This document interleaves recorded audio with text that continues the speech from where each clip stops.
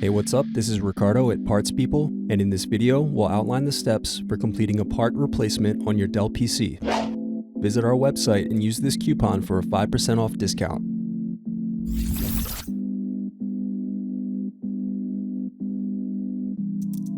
First, unscrew and slide out DVD optical drive.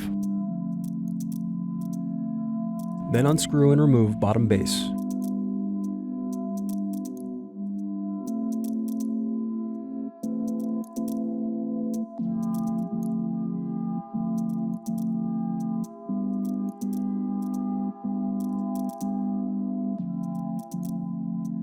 Now unscrew and disconnect battery.